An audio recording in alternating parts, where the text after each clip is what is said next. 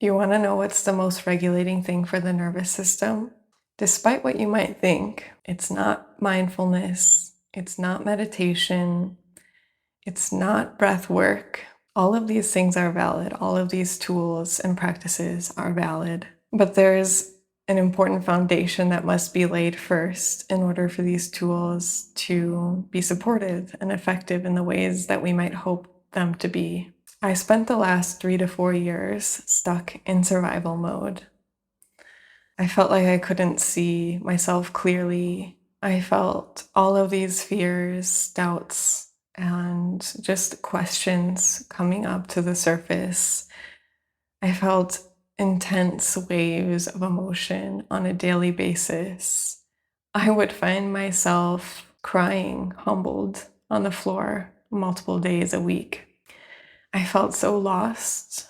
I felt trapped. I had spent the past 6 or 7 years before that really working on my inner world and doing the healing work and searching for truth. And I just felt defeated. I felt like everything that I had done previously was not able to help me, was not helping me to get out of this state of survival that I had found myself in. It felt like I was dying. I was definitely going through an identity crisis, and everything familiar about myself was falling away. And I couldn't see myself clearly. I didn't know who I was. My purpose had left me. I felt like there was this big gap and distance between who I was in the moment and who I know in my heart that I am, and that I know that I can be, this sort of innate potential within me. I trained in 2 modalities, 2 healing modalities during that time, hoping and praying that these modalities would bring me closer to myself and closer to my purpose. I also worked with 2 business coaches, hoping and praying that something would open up for me, that something would spark inspiration and forward momentum. Every step forward that I tried to take, I was met with resistance and just this deep, deep feeling of being stuck. What I know now is that my system was really, really asking for my attention. I thought that I didn't need more healing work, more attention placed on my nervous system because of all the work I had done before. But I was humbled.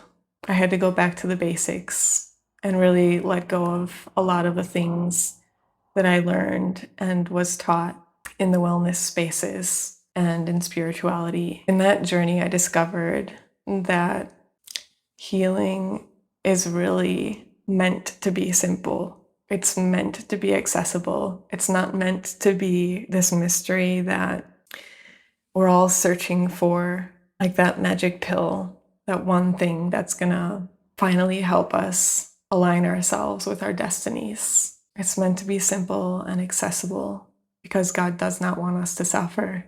God wants us to realize our wholeness and to live it right now. Our purpose is not to heal. It's not a never-ending healing journey. Our purpose is to, yes, honestly take a look at where we are right now and own it and take responsibility for it, but also to see, own, and take responsibility for the parts of us that are good, the parts of us that are already whole, the parts of us that are already worthy of having the life that we desire. So what is more regulating for the nervous system than breath work, you might wonder? And it's simply this: honesty, compassion, validation, vulnerability. Without these 4 things, any other practice or tool or thing that exists outside of yourself is not going to land. The body's not going to take it in, or it may be temporary. Maybe it's like a temporary relief, but it's like once that thing is gone, like once that yoga class ends or once that breathwork session is over and you come back to this reality that we're living in, how are you meeting yourself? What is your relationship like with yourself? We could also ask the question, what is your relationship like with life? How are you meeting life? Are you meeting yourself with radical honesty, with compassion, with unconditional love, with kindness, with vulnerability, and the willingness to not be perfect, and the willingness to be feeling what you're feeling right now. This is what heals.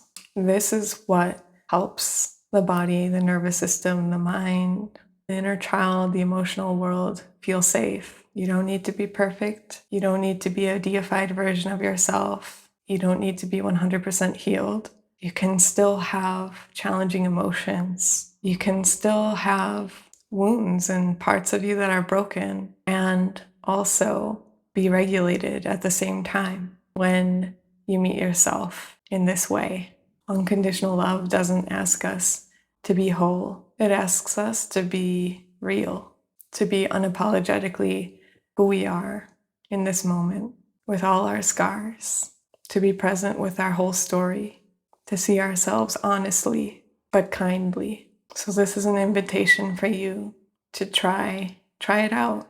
Try relating to yourself differently today and see how you feel. And let me know how it goes in the comments.